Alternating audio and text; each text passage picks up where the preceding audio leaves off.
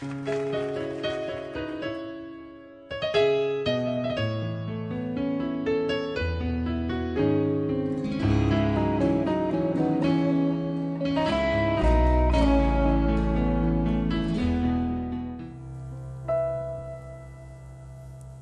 crianças podem se retirar para a sua programação e nós vamos à palavra de Deus nesta noite. Você que não é criança, já é adulto, jovem, adolescente, vai ficar conosco aqui. Abra a sua Bíblia, abra a palavra de Deus, Eclesiastes capítulo 11. A melhor coisa que podemos fazer num culto a Deus, além de orar e cantar, é meditar na sua palavra, é ouvir a sua voz. Não adianta eu chegar aqui e contar um monte de histórias e falar de mim mesmo ou de livros que eu li, se eu fugir da palavra de Deus. Meu conselho para você é o seguinte: se um dia você tiver que ir para uma outra cidade, outra igreja, procure uma igreja que prega a palavra. Você não quer um pastor engraçado, um pastor que conta a história e que não prega a palavra de Deus. A palavra dos homens passa, a palavra de Deus permanece para sempre. Ela transforma, ela muda, ela restaura a alma, ela dá sabedoria, ela alegra o coração. A palavra de Deus transforma, e você vai sair transformado hoje daqui. Você vai sair alimentado daqui para a semana toda com a verdade, sua alma vai ser alimentada. Eclesiastes capítulo 11, pregamos já sobre esse texto na semana passada. Eu acho que o texto merece muitas outras mensagens. Vamos fazer pelo menos uma outra mensagem no mesmo texto bíblico. Eclesiastes 11, versículo 7. Eclesiastes 11, versículo 7. Esta mensagem, a vida vale a pena. A vida vale a pena. Esta é uma mensagem para você que já ouviu a outra mensagem e já se acertou com Deus através de Cristo Jesus, já se tornou um cristão. Você que decidiu já deixar os pecados, olhar para Deus, seguir o caminho de Deus, obviamente com a força, pela graça dele, não na sua força. Ninguém consegue por si mesmo seguir a Jesus. Então você que tomou essa decisão e foi abençoado por Deus, está nesse propósito, nesse caminho, então essa mensagem é para você. A vida vale a pena, a vida vale a pena. Eclesiastes 11, versículo 7. A luz é agradável, é bom ver o sol. Por mais que um homem viva, deve desfrutar sua vida toda. Lembre-se, porém, dos dias de trevas, pois serão muitos. Tudo o que está por vir não faz sentido. Alegre-se, jovem, na sua mocidade. Seja feliz o seu coração nos dias da sua juventude. Siga por onde o seu coração mandar, até onde a sua vista alcançar. Mas saiba que por todas estas coisas Deus o trará a julgamento, Deus lhe pedirá contas. Afaste do coração a ansiedade e acabe com o sofrimento do corpo, pois a juventude e o vigor são passageiros. Lembre-se do seu Criador nos dias da sua juventude, antes que venham os dias difíceis e se aproximem os anos em que você dirá: não tenho satisfação neles. Antes que se escureçam o sol e a luz, a lua e as estrelas, e as nuvens voltem depois da chuva. Lembre-se do seu Criador nos dias da sua mocidade, antes que venham os dias ruins, quando os guardas da sua casa tropeçarem ou tremerem, e os homens fortes caminharem encurvados, quando pararem os moedores por serem poucos, e aqueles que olham pelas janelas enxergarem embaçado, quando as portas da rua forem fechadas e diminuir o som da moagem, quando o barulho das aves o fizer despertar, mas o som de todas as canções lhe parecer fraco, quando você tiver medo de altura e dos perigos das ruas, quando florir a amendoeira e o gafanhoto for um peso, e o desejo já não se despertar, então o homem se vai para o seu lar eterno, e os pranteadores, aqueles que choram, já vagueiam pelas ruas. Sim, lembre-se do seu Criador, antes que se rompa o cordão de prata, ou que se quebre a taça de ouro, antes que o cântaro se despedace junto à fonte, e a roda se quebre junto ao poço, e o pó volte à terra, de onde veio, e o espírito volte a Deus que o deu. Tudo sem sentido. Diz o mestre, nada faz sentido, nada faz sentido. Vamos para o versículo 13. Versículo 13. Agora que já se ouviu tudo, aqui está a conclusão, diz o pregador. Agora que já se ouviu tudo, aqui está a conclusão. E a conclusão é esta: tema a Deus e obedeça aos seus mandamentos, porque isso é o essencial para o homem, pois Deus trará a julgamento tudo o que foi feito, inclusive tudo o que está escondido, seja bom, seja mal. Amém. Em 2010, eu virei metade de um século, eu completei 50 anos, e aquilo mexeu comigo, e eu me dei por conta que eu estou envelhecendo, estou ficando velho. Como é que você sabe que você está envelhecendo? Como é que você sabe que você está ficando velho? Daí eu peguei uma lista, me passaram uma lista de sinais de velhice, e eu tenho me checado quanto a isso. Dizem que você sabe que você está ficando velho quando você espera ansiosamente por um sábado monótono, um sábado à noite bem monótono, sem nenhum programa, para você poder dormir cedo. Sinal de velhice. Você sabe que você está ficando velho quando você afunda os dentes num bife gostoso e eles ficam lá, não voltam. Você sabe que você está ficando velho quando você derruba uma moeda e antes de se abaixar para pegá-la, você vê direito quanto que é, será que vale a pena me abaixar?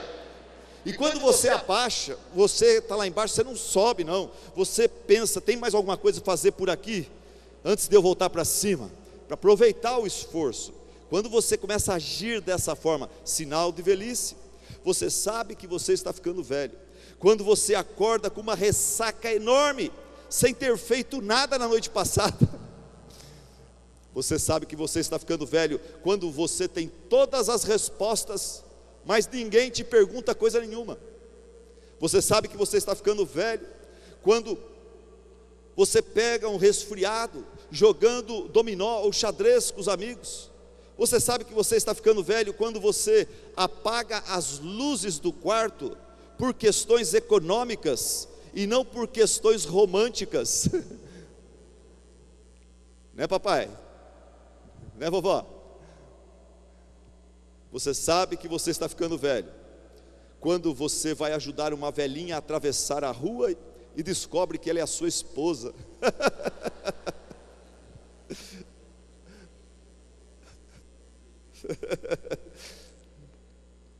Isso não aconteceu comigo ainda, então eu não estou velho ainda.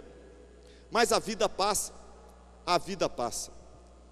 E o texto que nós lemos aqui, deixa eu falar uma coisa para você. O livro de Eclesiastes, você não pode abrir e começar lendo ele sem entender, sem ler a respeito do livro antes, senão você vai acabar chegando a conclusões erradas, dizendo que Deus fala coisas absurdas na Bíblia. O livro de Eclesiastes, escrito provavelmente por Salomão,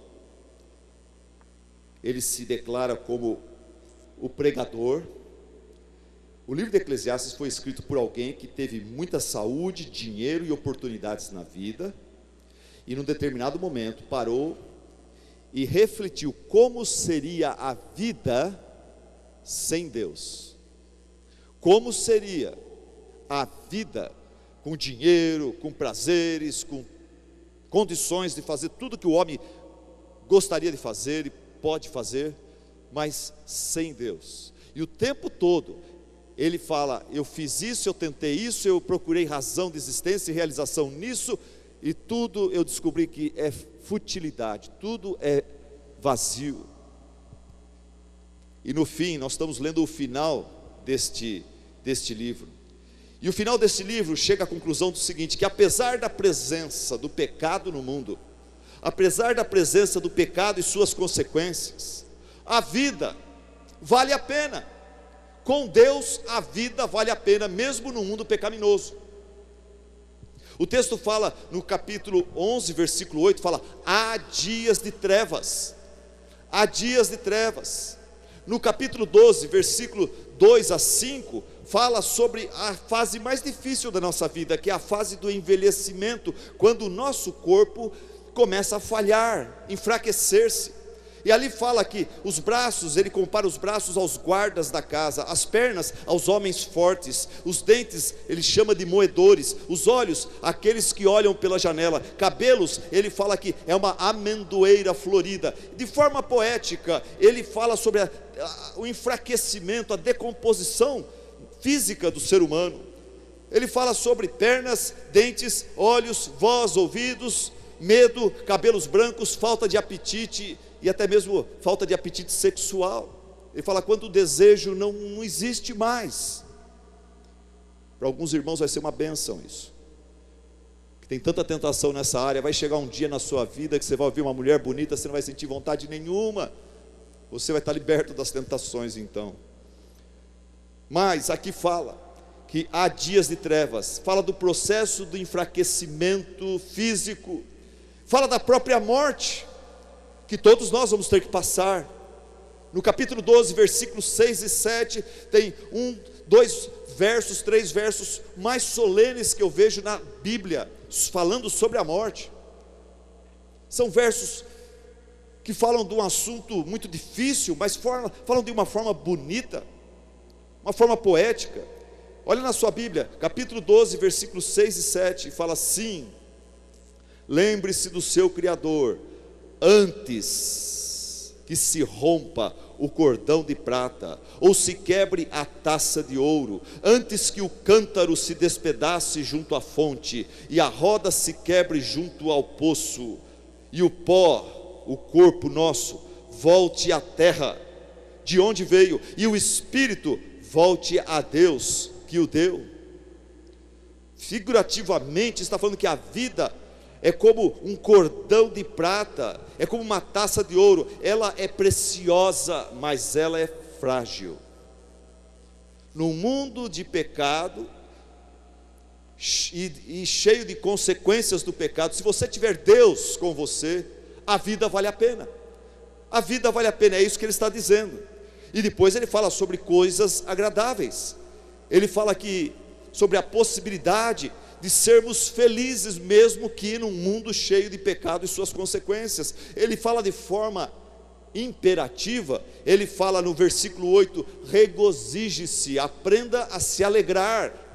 No versículo 9 ele fala, alegre-se, alegre-se. Em outras palavras ele está falando, existe um jeito de viver que vale a pena, apesar do pecado. A vida vale a pena, não só a vida eterna, a vida aqui mesmo na terra, ela vale a pena. E baseado nesta afirmativa, já que a vida vale a pena, eu começo aqui uma série de conselhos do meu coração pastoral para o seu coração, membro da nossa igreja, você que é cristão. Se a vida com Deus no mundo de pecado vale a pena, então vale a pena vivê-la agora. Vale a pena vivê-la agora. No versículo 8 e 9 fala, por mais que um homem viva, deve desfrutar sua vida toda. Ele deve desfrutar. Tem que aproveitar o que for possível aproveitar da vida. No versículo 9 fala, cristão, alegre-se, seja feliz. É um imperativo presente, seja feliz. Hoje, não ontem, não amanhã, não o ano que vem, não depois que você conseguir isso ou conseguir aquilo, mas hoje, alegre-se, hoje seja feliz no Senhor. Alguém escreveu o seguinte, é uma colocação inteligente, a pessoa falou assim, no subconsciente da maioria das pessoas, existe a ideia que a vida é uma longa viagem de trem, dentro do qual nos encontramos sentados, entediados, esperando que o trem chegue na sua estação final, no ponto final, aonde então seremos felizes, onde bandas estarão tocando, bandeiras tremulando, onde haverá festa e celebração. E para muitos, essa estação final aí é quando eu completar 18 anos e tirar minha carta de motorista, quando eu tiver meu próprio automóvel, quando eu terminar minha faculdade, então vou ser feliz. Quando eu conseguir um emprego, então eu serei feliz. Quando eu conseguir uma casa própria, então serei feliz. Quando eu conseguir me casar, então serei feliz. Tem gente que vive esperando para ser feliz. Quando eu tiver filhos, se um dia eu conseguir ter filhos, então vou ser feliz. Você está no trem, o tempo está passando, a vida está passando, você está esperando para ser feliz um dia. O texto fala: não faça isso. Seja feliz agora, seja feliz hoje. Ande pelo trem, converse com as pessoas que estão sentadas ao seu redor, aprecie a paisagem, olhe pela janela, abra a cortina do trem, aprecie a paisagem que está passando, olhe perto, olhe mais longe, olhe bem longe no horizonte. O que mais? Compre um jornal, leia esse jornal. Se você não tem dinheiro, empresta de alguém que já comprou, leu e está pondo o jornal. Leia no trem da vida, leia o jornal. Tome um cafezinho, curta um sanduíche, tome uma coca, tire o sapato, promova um jogo com as pessoas que estão ao seu redor, algum joguinho, alguma coisa para descontrair e conhecer melhor as pessoas ao seu redor. Promova uma canção em grupo, puxe uma música para todo mundo cantar. Tem gente que fala: não, isso é ridículo. Não é. Nós estávamos numa conferência em Águas de Lindóia, e um grupo de irmãos da nossa igreja, liderado pelo Lázaro, pegou o ônibus, matando uma reunião. Isso é pecado, mas eles foram para Monte Sião, uma outra cidade, e eles entraram num ônibus lotado, e naquele ônibus lotado eles começaram a cantar uma música, ensinar todo mundo a cantar. E aquela viagem de ônibus que ia ser chata, monótona, cansativa, em vez de ficar prestando atenção ao calor, à falta de lugar, todo mundo cantando. É isso que o texto está falando. Aprenda a curtir a vida aqui e agora, não espera para um dia ser feliz. Você está no trem, indo em direção ao seu lar celestial, em direção à morte, depois à vida eterna na presença de Deus. Vai, durante esse tempo no trem, vai curtindo. Se possível, ria mais, chore menos, louve mais, reclame menos, confie mais no Senhor e se preocupe menos, mas curta a vida. Se a vida vale a pena, ela vale a pena ser vivida aqui e agora. Charlie Brown e a Lucy, aquele rapaz cabeçudinho, carequinha, dos desenhos animados, Charlie Brown. E tem a Lucy, que é aquela amiga, meia sapatão, né? Ela é brava, ela bate, mas parece que ela é apaixonada pelo Charlie Brown, parece. E ele nunca entende, ele é o rapazinho assim, né? Ele é inocentão tal, mas ela é meio filosófica. E nesse desenho do Charlie Brown e da Lucy, eles estão num cruzeiro marítimo, e eles estão naquele deck, perto da piscina, e ela está deitadona na cadeira dela, de descanso, e ele está vindo com uma cadeira, carregando aquela cadeira, e ele chega perto dela. Ele está ali para procurar um lugar para armar a cadeira dele. Enquanto ele tenta armar a cadeira dele, ela fala filosoficamente, fala assim: sabe, até a forma das pessoas posicionarem a sua cadeira num deck de um transatlântico revela como que eles encaram a vida. Aqueles que posicionam as suas cadeiras voltadas para a popa, a parte de trás do navio, esses são pessoas que vivem olhando para o passado. Aqueles que se posicionam olhando para a lateral do navio, eles estão olhando para o presente. E aqueles que posicionam suas cadeiras olhando para a proa, para a parte da frente, são pessoas que vivem olhando para o futuro. E o Charlie Brown olhou para ela com a mão fazendo assim, porque ele acabou de amacetar o seu dedo na cadeira lá. Ele falou: e eu não consigo nem desarmar essa cadeira.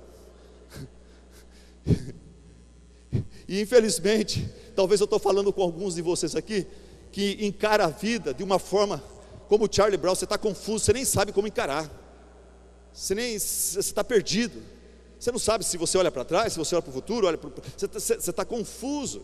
Mas a maioria das pessoas tem a tendência, depois que passa dos 40 para os 50 anos, Meus amiguinhos dos 50 que estão no meu grupo, a tendência é a gente começar a ficar olhando para trás. Ah, no meu tempo de jovens como era bom. Ah, que coisa, lá era bom. Ah, como o pregador, antes do pastor Silas, como que era bom. Aquele era bom, viu? Aquele homem pregava, viu? E começa a olhar para trás.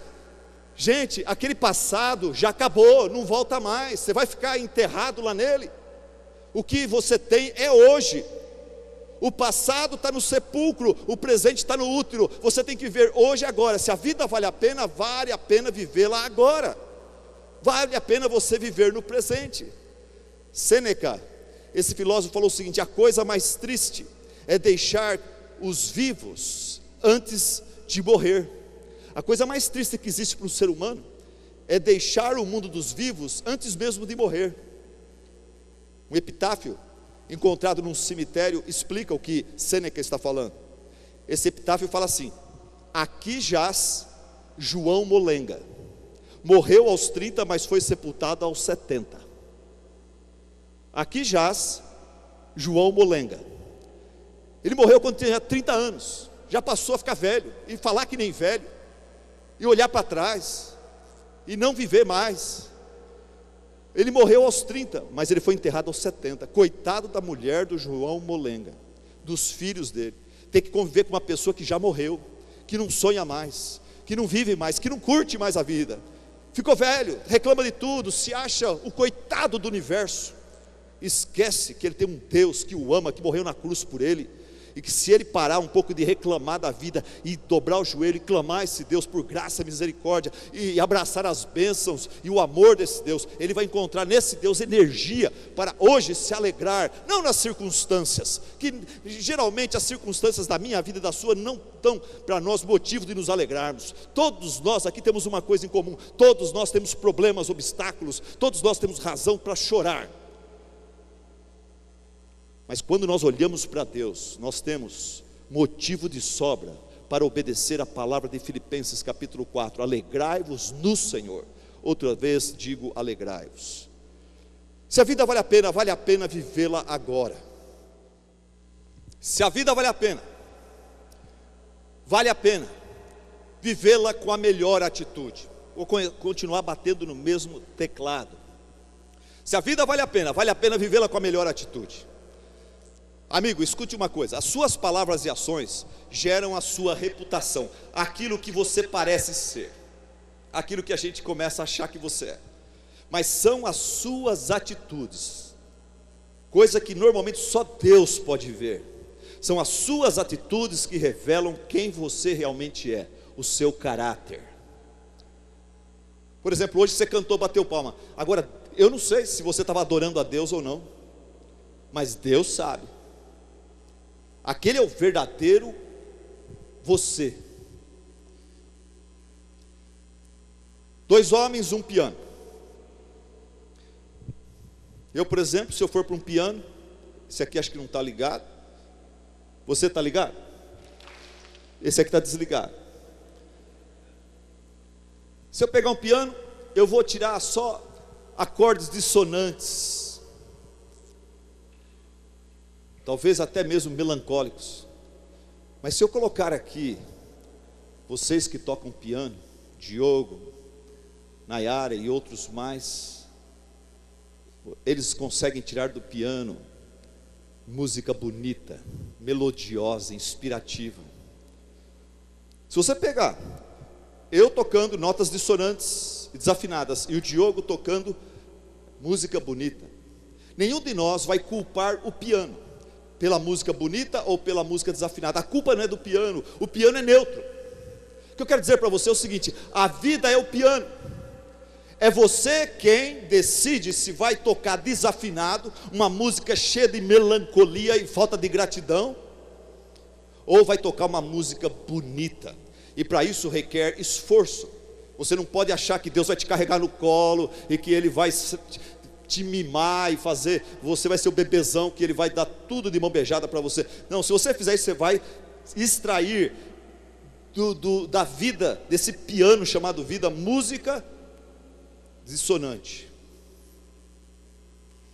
Se a vida vale a pena, vale a pena vivê-la com a melhor atitude. O desafio de Eclesiastes é esse: estude a sua Bíblia, viva as verdades da Bíblia. É fácil ensinar para os outros, mas coloque em prática primeiro aquilo que você prega, aquilo que você aprendeu, depois vai ensinar aos outros. O problema com muito professor de Bíblia, muito pastorzinho por aí, é que ele aprende e ensina para os outros, mas ele mesmo não vive. Na sua casa ele não é nada daquilo que ele põe o dedão no nariz dos outros e ensina com moral para os outros. Primeiro estude a Bíblia, depois viva o que você aprende na Bíblia. Ore, clame a Deus, lute contra o seu ego, lute contra as suas fraquezas e viva o Evangelho para a glória de Deus. E você então acaba extraindo da vida uma música muito bonita, muito harmoniosa, pura e inspiradora. Eu lembro uma vez, há uns 5, 6 anos atrás,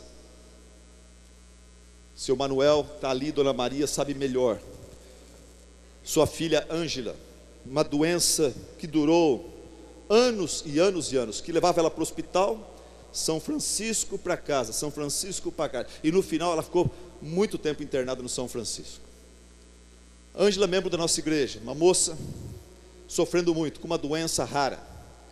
Mesmo dia eu fui visitar um empresário da nossa igreja que está indo bem, pregando muita gente, faturando, carro novo, construindo uma casona, tudo mais. Eu fui visitar aquele homem e logo em seguida, no meu cronograma pastoral, estava passar no São Francisco visitar a Ângela.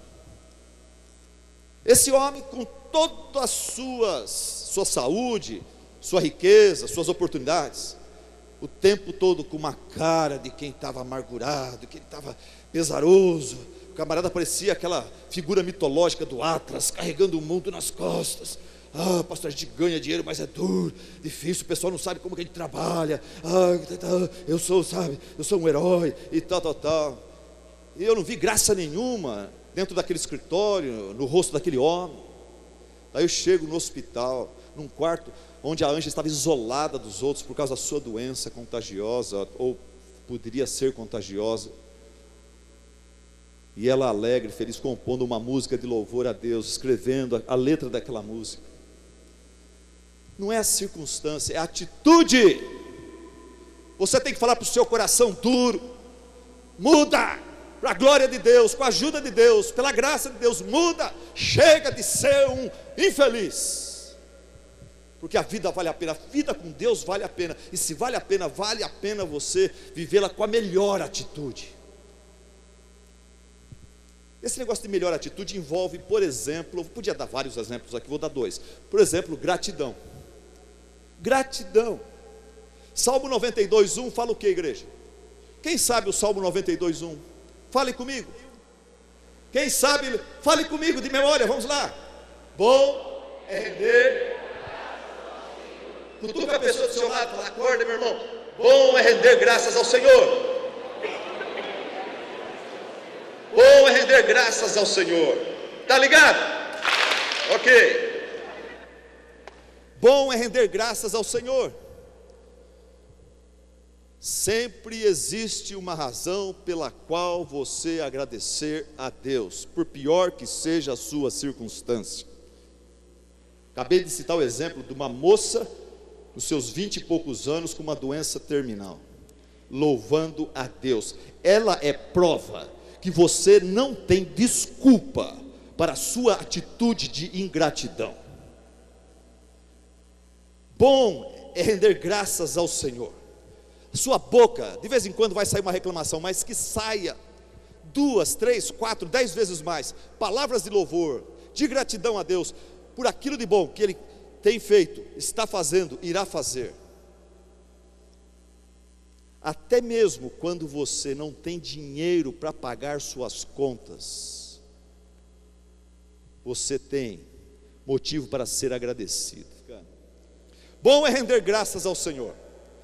Se a Bíblia fala que é bom render graças ao Senhor, logo o oposto não é bom. O oposto é pecado. Ruim, pecaminoso, errado é não render graças ao Senhor. Se você acorda de manhã e não está louvando e agradecendo a Deus pelas suas bênçãos, você está em pecado. Não ser uma pessoa agradecida é ser uma pessoa pecaminosa.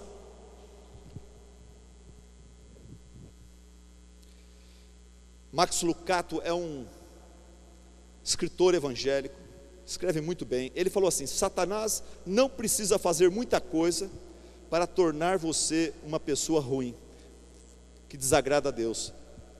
Basta Satanás convencer você de que tudo que você tem é fruto da sorte, é fruto do acaso, é fruto do seu próprio trabalho. Pronto, se cair isso na tua cabeça, que o que você tem, o que você é porque você batalhou, é porque tinha que ter mesmo, pronto, você não vai agradecer, você não vai louvar a Deus. Você vai vir para um culto desse aqui e cantar meia boca os louvores a Deus, porque você acha que você que conquistou, é você que merece, tudo veio por acaso, vem para todo mundo, veio para mim também. Pronto, se você tem essa mentalidade, você não vai ser um adorador, não vai ser uma pessoa agradecida a Deus. Ter uma boa atitude para com a vida envolve gratidão. Ter uma boa atitude para com a vida envolve confiança, coragem, ousadia. Deus disse para Josué, no capítulo 1, versículo 9: Josué, meu servo, meu filho, seja corajoso, seja forte, não se apavore, nem se desanime, pois o Senhor, o seu Deus, estará com você por onde quer que você andar. E a mesma coisa é dito para o cristão, palavras de Cristo para eu e você, que entregamos nossa vida a Ele. Jesus falou: jamais te deixarei, nunca te abandonarei, eis que eu estou convosco todos os dias, ser corajoso e forte. Alguém falou assim que a vida é uma série de oportunidades camufladas como dificuldades. A vida é uma série de oportunidades, de bênçãos, camufladas como pragas, como problemas. E eu vou dizer o seguinte: existem medos legítimos, medos saudáveis, vou falar sobre isso talvez domingo que vem, mas existem medos exagerados, que nos impedem de enfrentar e vencer os desafios e ser abençoados. Eu diria que muitos dos nossos medos são medos ilegítimos, medos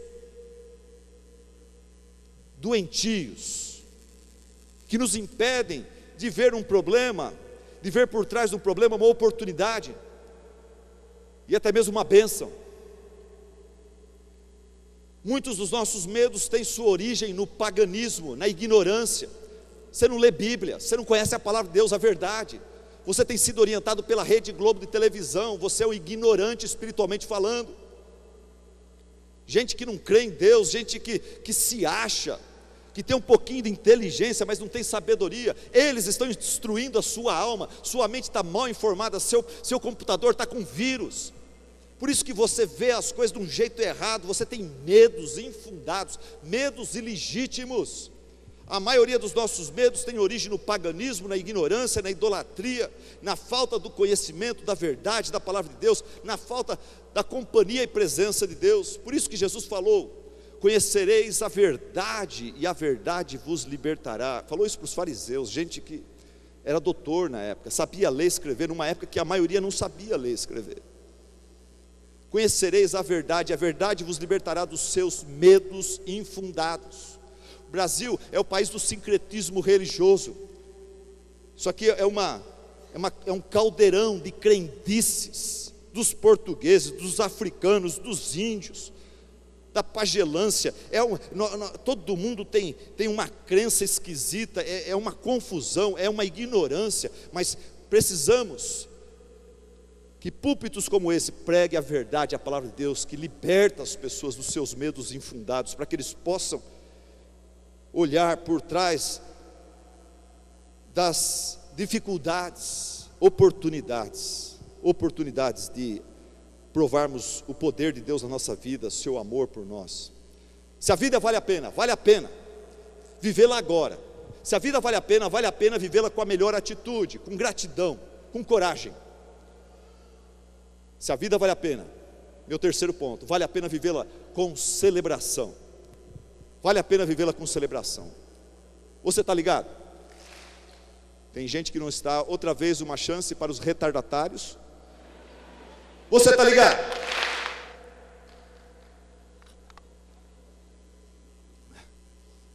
Alguém bateu 3 vezes.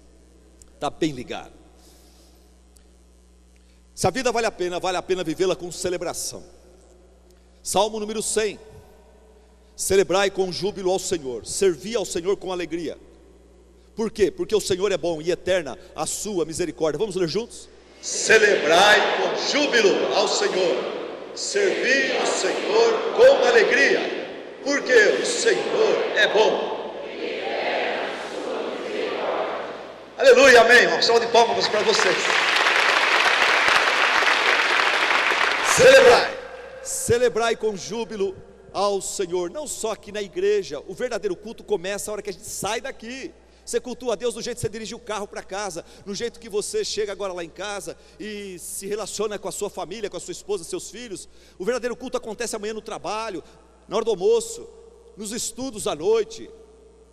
Esse é o verdadeiro culto. Então viva a sua vida com alegria, celebrai com júbilo ao Senhor, servi ao Senhor com alegria, porque Ele é bom. O que aconteceu com a celebração? O que aconteceu com a celebração, meus irmãos? Alguns parece que já arriscaram esse item da sua agenda. Tem gente que pensa que a vida cristã é uma vida de constante luta, trabalho e sofrimento só isso, e que só lá no céu, um dia lá no céu nós vamos ser felizes, mas aqui na terra é só luta, trabalho, suor e sofrimento, provação. Outros veem a celebração como algo pecaminoso. Crente não pode celebrar, crente não pode bater palma, crente não pode dizer tá ligado, crente não pode dar um sorriso, crente não pode contar uma piada boa, crente não pode dar gargalhada. Gente, eu quase matei minha esposa quando fomos para os Estados Unidos. Tinha 22 anos. Me colocaram numa igreja falando, esse aqui era o tipo Renato assim, esse aqui é o jovem Silas, ele quer ser pastor. Me apresentaram para um monte de pastores. A igreja tinha uns 8 pastores. Essa aqui é a esposa dele, a Vanja. A Vanja fez um sorrisão assim, vamos pensar que você é mundana. E daí, uma determinada vez, nós estávamos numa reunião, num jantar de pastores, alguém ia dar uma palestra depois. E a Vanja começou a querer contar piada na mesa, para os pastores. Pastores já de terno, gravata, sérios, alguns mais jovens, outros mais idosos. E ela querendo contar piada para esses pastores. E eu ali, preocupada, ela vai queimar o filme. Eu estou fazendo de tudo para aparentar uma postura de seriedade, de idoneidade, como alguém que merece a confiança dessa igreja. Eu vou precisar muito da ajuda dessa igreja. Eu queria o tempo todo ficar com a Bíblia debaixo do braço e olhando para aqueles pastores, tipo, eu sou um jovem diferente, consagrado, sério. E a Vanja querendo contar piada e eu tentando alcançar ela debaixo da mesa para falar para ela, para. E eu consegui mandar o recado para ela. Um pastor percebeu, ele me chamou. Na verdade, a Vanja conseguiu marcar desse homem na nossa casa. Nossa casa era num sítio, nós éramos a casa do caseiro do sítio. E ela convida o pastor dessa igreja de 2.000 membros para vir comer lá. A minha churrasqueira era 2 blocos de concreto assim, e uma grelha de chão, né, que eu peguei e coloquei lá. E ela fala que o homem vai vir lá, e ele vem com o carrão dele, vem com a esposa dele toda bonita. E eu estou lá fazendo aquele churrasco, aquele lugar feio, terra, casa de madeira. E a Vanja fez amizade com esse pastor e tal. E ele chegou para mim, ele falou para mim, quando a Vanja saiu com a esposa dele, foi para dentro de casa preparar as coisas. Ele falou para mim, Silas, eu queria falar uma palavra para você. Queria que você relaxasse, cara. Eu percebo que você está tenso. Relaxa. Eu estou falando aqui sobre a sua esposa. Sua esposa é uma bênção. Ela é uma pessoa alegre. Nas nossas igrejas faltam pessoas alegres. Deixa ela ser ela. Não se preocupa, ninguém vai pensar mal de vocês, ou vai cortar o sustento de vocês, porque ela gosta de contar piadas e brincar. Deixa a Vanja ser a Vanja. Irmãos, naquele momento, esse pastor, ele não sabe, mas ele tirou das minhas costas um fardo de 300 quilos. Eu falei, que bênção. Daí, a partir daquele dia, deixei a Vanja, falei, Vanja, seja você mesmo, parece que está dando certo, parece que está abrindo as portas até, então, seja alegre, louve a Deus, conte piadas, brinque com as pessoas, isso não é ruim. Na nossa célula, temos a Magali. Eu falei para a Vanja, primeiro dia que eu fui, a Magali casada com o Zeca, primeira vez que nós fomos na casa dela, eu falei, Vanja, a Magali, ela tem, eu sei que ela chega do consultório dela, ela chega lá, a gente vê que ela ela chegou e ela nem tomou banho ainda, e ela vai arrumando a casa, e as pessoas estão chegando para a célula, e a gente percebe que ela está meio tensa, porque a casa precisa fazer isso, fazer aquilo, aí o Dinha chega para ajudar também, mas a Magali, naquele estresse do começo da célula, as pessoas chegando e a casa despreparada, a gente vê a Magali soltando umas gargalhadas, que deixa a gente, que está visitando a casa dela, à vontade, e aquilo contagia a gente de alegria. E ela solta uma gargalhada, eu ia imitar aqui, mas não vou, irmãos, que eu não estou muito bom para imitar. Um dia vocês vão conhecer a gargalhada da Magali. E não deu outra. Ela contou um testemunho, ela é bem alegre também, como a Vanger e outras irmãs e irmãos da nossa igreja. Ela contou um testemunho que eu acredito. Ela falou que um dia no seu emprego, alguém falou para ela assim, olha, na sua faculdade, falou para ela assim, você é crente? Eu não acredito que seja crente. Falou, por que não? Você é brincalhona, você é alegre. Olha a mentalidade das pessoas, acha que crente é chato. Crente é sempre aquela pessoa, a Thaís fez o papel, um moralista, que naquela peça fica só apontando o dedo para os outros, né? Então, irmãos, vamos celebrar, vamos nos alegrar. O nosso Deus é um Deus alegre, é um Deus festivo. O que é que Deus fez no sexto dia, quando Ele terminou toda a criação? O que Ele fez, meus irmãos? A Bíblia fala que Ele decretou um dia de descanso, de celebração. Quando Deus dirigia a nação de Israel, o que Ele decretou? Algumas pessoas reclamam que no Brasil tem muitos feriados. Deus, quando Israel era uma teocracia, e Deus dirigia a nação de Israel através dos patriarcas, através dos juízes, Ele decretou 6 festas anuais: a festa da Páscoa, a festa de Pentecostes, a festa das trombetas, a festa dos tabernáculos, ou chamada festa das cabanas, a festa da dedicação, a festa do Purim. Em todas essas festas Deus prescreveu alegria, comida, música, dança, gratidão, louvor. Aprenda a celebrar, meu irmão, aprenda a celebrar. Deus te deu uma vitória, celebra. Deus te deu um emprego, celebra. Deu uma namorada, celebra. Aniversário de casamento, celebra. Aniversário do filho, celebra. Aniversário da sua conversão, celebra. Deus te deu uma bênção, uma resposta de oração, chame os amigos, faça uma comida lá e celebra, e para num determinado momento e fala, eu gostaria que todos fizessem silêncio agora. Eu queria dizer que o motivo de eu convidar vocês aqui é porque eu clamei ao Senhor por esse motivo, clamei tantos tempos, tantos meses, e o Senhor de uma forma especial, daí você conta a bênção, e dá toda a honra e toda a glória ao Senhor, e daí vocês oram, dão as mãos, e depois volta para a comida, volta para a música, volta para a comunhão, mas aprenda a celebrar, aprenda a celebrar. Para de falar, eu não tenho dinheiro. Não, cada um celebra conforme seus recursos. Quando der, compra lá uns potes de sorvete da Que Bom, aquele bem caro, bem gostoso, bem macio. Quando não dá, compra uns picolés de 50 centavos, compra uns 20 deles, com R$3 você faz isso. Mas celebra. Quando der picanha, faz uma picanha para o pastor. Quando não der, cabo de rei, igual eu falei semana passada. Mas celebra. Quando der, vai passar umas férias num hotel 5 estrelas. Quando não der, para em tour. Fala, eu estou chegando, não avisa aqui, não pede se pode, já vai chegando. Leva um colchonete para dormir no chão. Leva pega dos mantimentos que você tem, faz uma caixinha, uma cesta básica. Chega na casa do parente, com colchonete aqui, com a caixinha de alimentos aqui, e um sorrisão assim, né? Vai, mas não fica em casa, celebre, viaje com os seus filhos. Quando der, faça uma pescaria para o Pantanal. Quando não der, vai para o Rio Feio, vai para o Rio do Peixe, mas vai celebrar, vai pescar.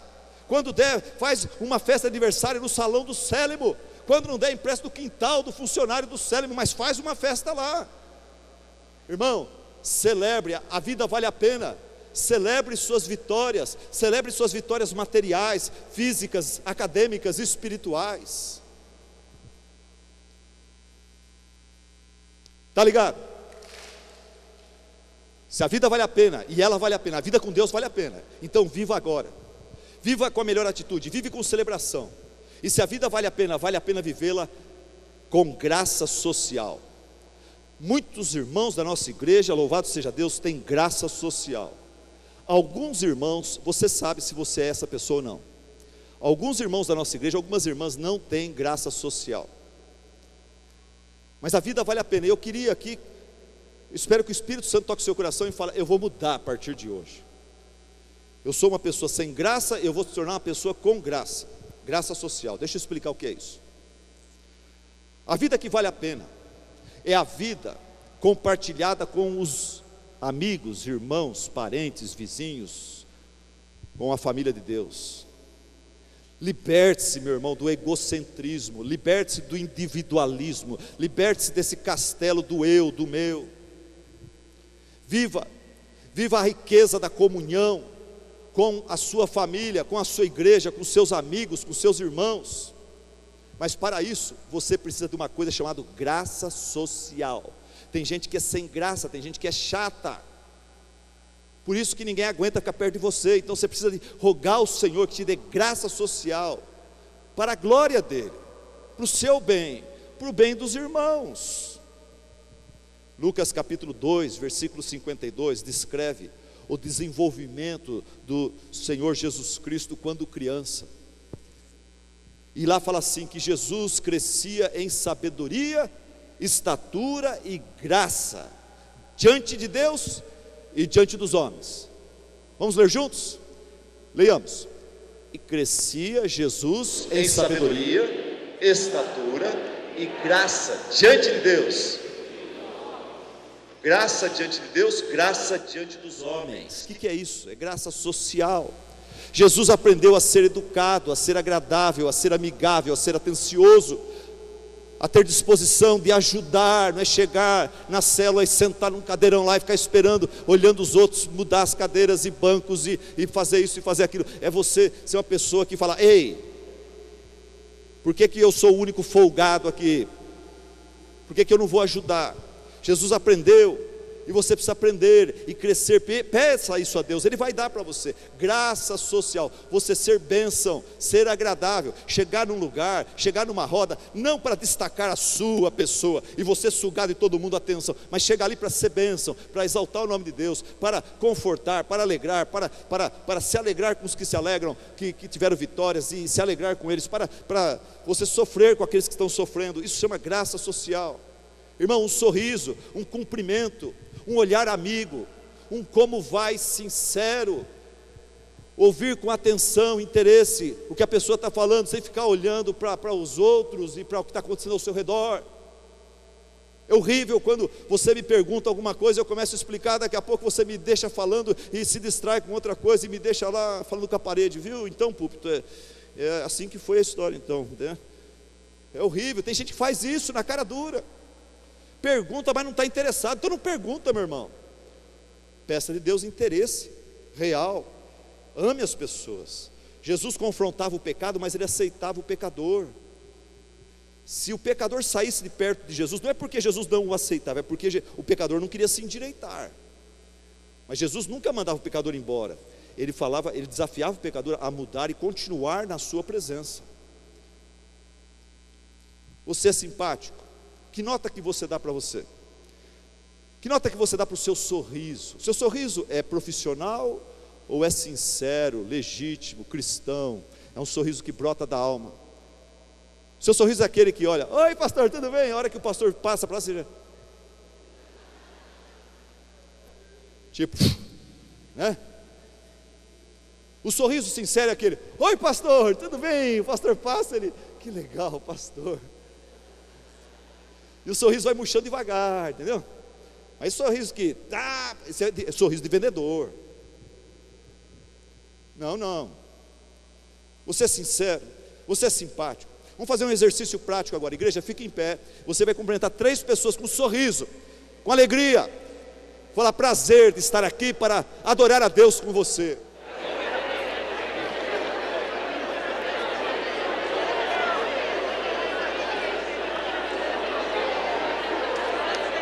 Chega. Pode se assentar. Pode se assentar. Vamos lá. Vamos continuar. Que bom. Depois a gente faz mais disso. Hoje à noite eu pedi para a banda, no final do culto, tocar uma música bem light, bem baixinho, para todo mundo poder conversar e não ir embora. A gente fica até meia-noite aqui hoje. Vai ter música, som ambiente aqui, e a gente vai poder conversar e ouvir, e saber e conhecer melhor nossos visitantes. Ok, se a vida vale a pena vivê-la agora, com a melhor atitude, com celebração. Vale a pena viver a vida com graça social, baixar a bola, você ser mais humilde com as pessoas. Muito legal, muita gente está crescendo nisso, graças a Deus. Vamos continuar crescendo nisso, ser uma igreja mais graciosa. Vale a pena, se a vida vale a pena vivê-la com sabedoria. Eu tenho que correr nesse ponto aqui, que o tempo está indo embora. Se a vida vale a pena vivê-la com sabedoria. Sabedoria tem a ver com a nossa escala de valores. Sabedoria tem a ver com a nossa escala de valores. Como é que você avalia a vida? Como é que você avalia a vida? Pelo ano do carro que a pessoa tem, que você tem? Pelo tamanho da casa que você mora ou que a pessoa mora? Pelo saldo bancário que o fulano tem? Ou tem gente que é terrível, como que vê o materialismo de forma tão natural na boca, na expressão de algumas pessoas. Caramba, aquele cara ganha uma nota, meu. A conta bancária dele, meu, tem mais de 2 milhões lá. E fala do camarada como se ele fosse Jesus Cristo. Estou nem aí se ele tem 2 milhões, 10 milhões, 1 centavo. Isso não me interessa. Isso é falta de sabedoria. Você tem que parar de pensar desse jeito materialístico. Você vai morrer, vai deixar tudo. Você não vai levar nada com você.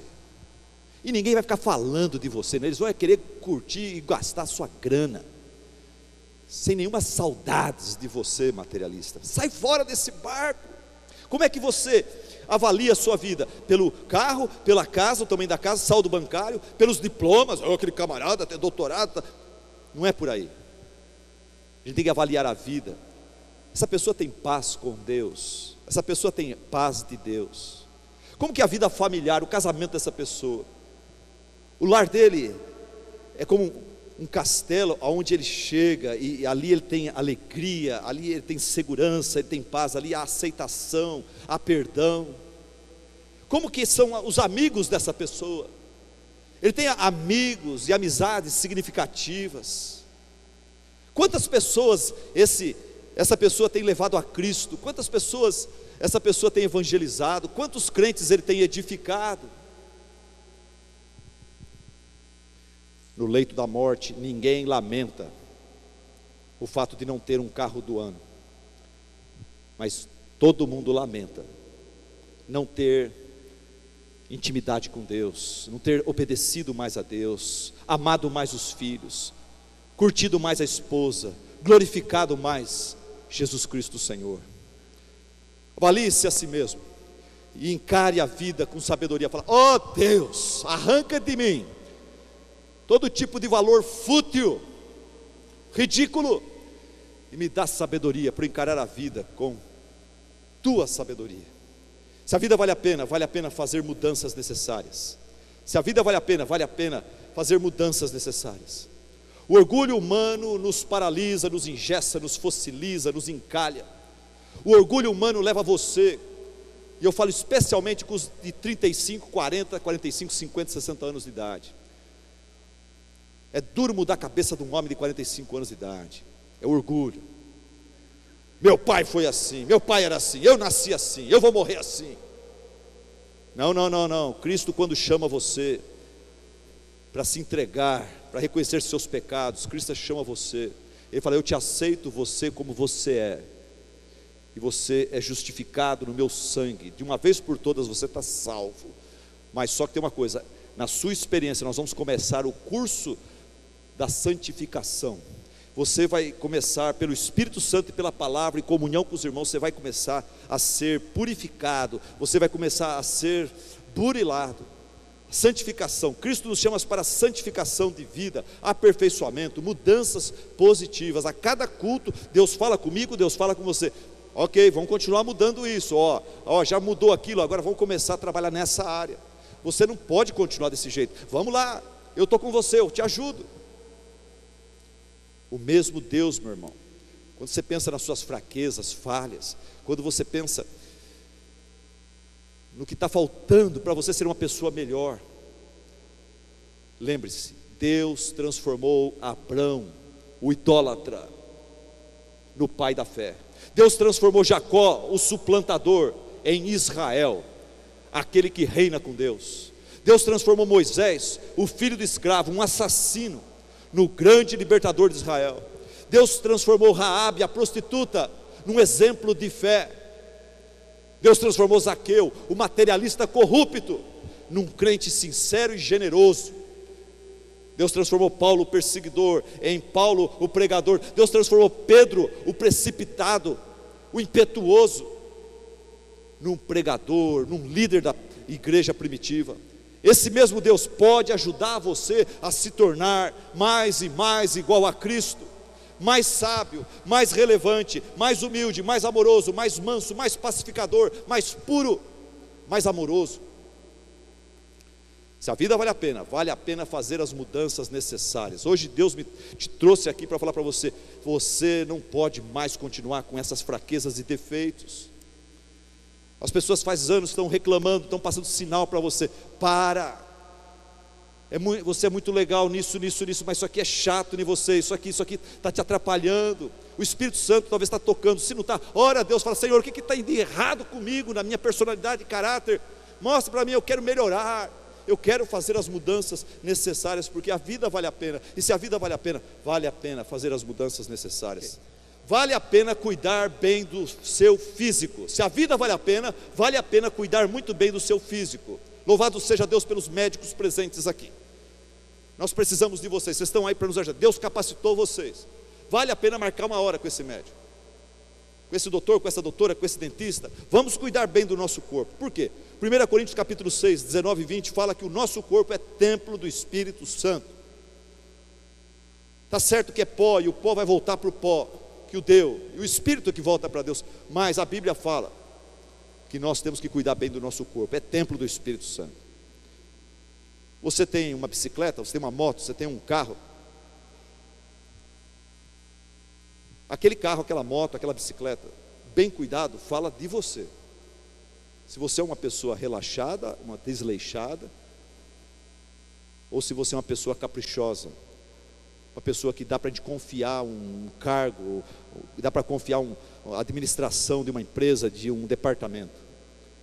Eu louvo a Deus pelos irmãos que cuidam muito bem dos seus carros sempre limpinhos, sempre tudo, nem que não dá para comprar lanterna nova, mas vai lá, cola com super bonder, cola com durepox, mas cola o negócio. Eu fico triste quando eu vejo alguém com o carro tudo caindo aos pedaços, tudo sujo, fico triste. A menos que for igual o Jurandir, que mora na chácara e pega estrada de terra toda hora, daí não tem jeito, né, irmão? Cansa de ficar lavando, né? Obrigado. Ele agradece. Eu louvo a Deus pelas irmãs. Casa às vezes é simples, mas tudo limpinho, aquela panela que dá para você pegar e falar: opa, deixa eu ver como é que está meu cabelo aqui na panela, porque ela areia o negócio, é assim que fala. Não é aquela panela cheia de crosta preta assim, que nojo. O que é esse negócio preto em volta aí da borracha? Tem vírus da dengue aí, não?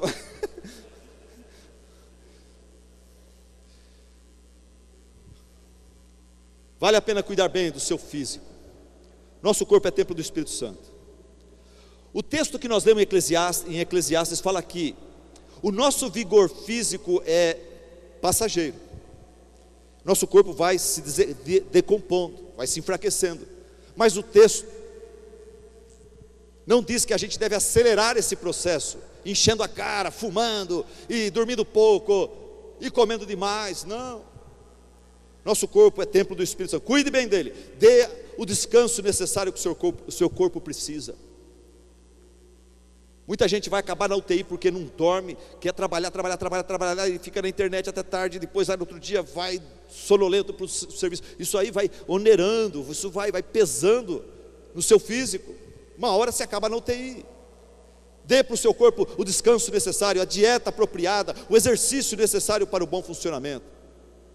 Tem um irmão da nossa igreja aqui que estava meio barrigudinho, ele falou: eu vou perder essa barriga. Ele passava pela porta e eu abraçava ele, o braço assim, ó. Daí ele começou a andar todos os dias. Eu não vou falar o nome dele não, para não envergonhá-lo. Ele começou todos os dias, não é tomar remédio, faixa preta não. Ele começou todos os dias, ir até Parnaso e voltar. Voltava, estava escuro. É 11 quilômetros, é 5 para ir, 5 para voltar. Ele fez isso 1 mês e meio, 2 meses, perdeu tudo. Ele passa na porta, eu vou abraçar, não tem o que abraçar, irmãos. O pneu foi embora. Quando a gente entende, não é só entender, tem que tomar uma atitude. A gente faz. Cuida do seu corpo, viva sabiamente. Em último lugar, mais importante dessa mensagem, fica bem ligado agora. Fica bem ligado agora. Se a vida vale a pena saber por que é que vivemos. Para quem nós vivemos? Por que vivemos? Esse é o problema de muita gente que está nas drogas.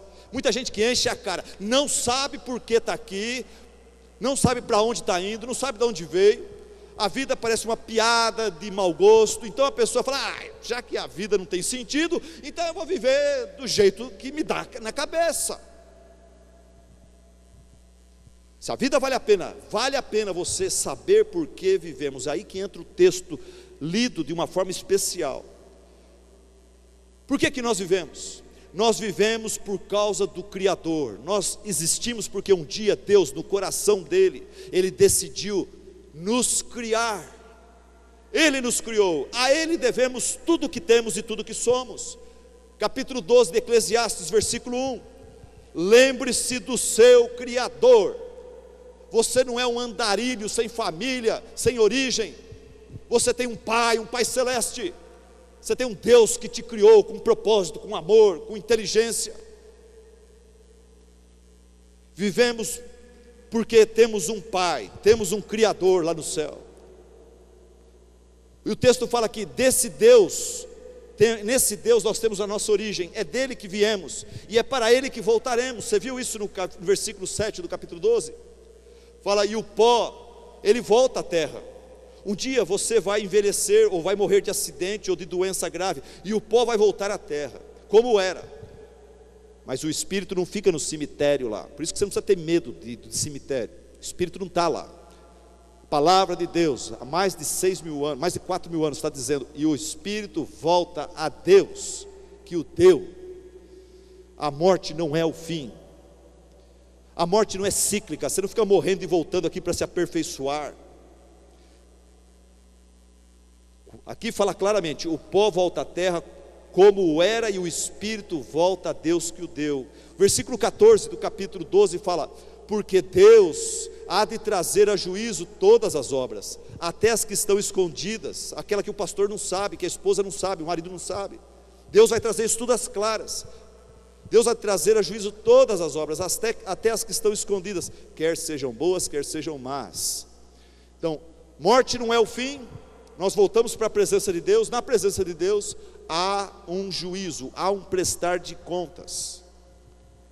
Logo, no versículo 13 fala que a melhor forma de se viver essa vida que vale a pena é você temer a Deus. Temer a Deus, não os homens. Para de ficar preocupado com o que os outros vão pensar. Que coisa ridícula isso. Você preocupado com seus amiguinhos, com as suas amiguinhas, aqui, querendo impressionar a gentinha de Tupã, quando tem um Deus todo-poderoso a quem você vai ter que prestar contas. Ele é muito maior, muito mais digno desses amiguinhos. Para de temer esses amiguinhos. Ame, fale de Cristo para eles que eles não vão para o inferno. Tema a Deus e guarde os seus mandamentos. No livro de Atos, capítulo 17, versículo 11, fala que um dos mandamentos de Deus para mim e para você, Deus ordena que todos os homens em todo lugar se arrependam dos seus pecados e creiam no varão que ele acreditou e ressuscitando-o dentre os mortos. Creia em Jesus Cristo, se você é um pecador, e todos aqui nós somos. Quem ainda não creu precisa fazer isso. Crer é confiar, é parar de querer ganhar o céu com suas boas obras, entendendo que se boas obras pudessem levar alguém para o céu, Jesus não ia gastar o tempo dele, deixando sua glória e vindo a esse mundo, morrendo uma morte de bandido na cruz, em nosso lugar. Creia em Cristo, entregue a sua vida a Deus, e com o poder, a ajuda de Cristo, tema a Deus e guarde os seus mandamentos. Esta é a verdade central que dá sentido para a vida. Por que nós existimos? Nós existimos porque Deus existe. E se Deus existe e nos criou, então a nossa existência tem um propósito maravilhoso. Porque Deus existe, então existe o certo, existe o errado. Eu quero saber, eu preciso saber o que é certo e errado. Eu não posso seguir minha cabeça, eu não posso seguir Hebe Camargo, eu não posso seguir, ela já foi, eu não posso seguir Ana Maria Braga, eu não posso seguir o pessoalzinho da televisão, eu não posso seguir Paulo Coelho, eu não posso seguir Allan Kardec. Eu tenho que seguir Jesus Cristo, sua palavra, sua verdade que liberta. Porque Deus existe, então existe o certo e o errado, existe o caminho estreito, o caminho largo. Porque Deus existe, então existe esperança de vida eterna. Porque Deus existe, então a vida vale a pena. E se a vida vale a pena vivê-la agora, vale a pena vivê-la com uma boa atitude, vale a pena vivê-la com gratidão, vale a pena vivê-la com confiança, com ousadia, com coragem, vale a pena viver com celebração, vale a pena viver com graça social, vale a pena viver com sabedoria, vale a pena viver, fazer as mudanças necessárias, vale a pena cuidar bem do seu corpo. Porque Deus existe, vale a pena você enfrentar esse desafio chato que está diante de você, essa provação.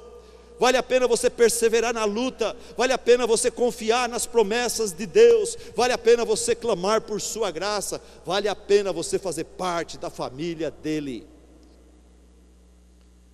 Hoje pela manhã, eu fiquei muito feliz.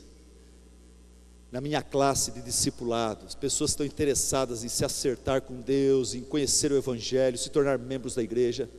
Nós tínhamos mais de 25 pessoas ali. Eles estão espalhados por aí. Nós começamos a primeira lição, está tão gostoso, a gente não conseguiu terminar a primeira lição. O que eu quero dizer é o seguinte: quem sabe hoje à noite Deus está tocando o seu coração e está falando para você: olha, chegou a tua vez de pegar sério com Deus. Aqui está uma igreja séria, uma família que vai te acolher, vai te ajudar, te mostrar o caminho. Fala para o pastor lá na porta, dá um abraço nele e fala: pastor, conta comigo, pode preparar mais uma apostila, eu vou estar lá domingo que vem. Amém? Amém. Vou colocar em pé a igreja, vamos cantar uma música alegre, vamos cantar uma música de celebração. Essa mensagem não é para acabar triste, não é para acabar a gente com uma reflexão muito profunda, com uma alta, não, eu quero que a gente cante agora uma canção que tenha uma letra de vitória. Se eu erguer minhas mãos, sem meu coração, se eu cantar sem viver, sem valor será. Tudo que eu fizer, tudo que eu falar, seja para te adorar, para te fazer sorrir, ó Deus. Que minha vida, Senhor Deus, cante a Ti, que minha vida cante a Ti. Eu quero demonstrar tua vida em mim e te fazer sorrir, que minha vida cante a Ti. Senhor Deus, minha vida te dou, sacrifício sou, quero anunciar o teu grande amor. Tudo que eu fizer, tudo que eu falar, que não seja para me promover, mas que seja para te adorar e te fazer sorrir.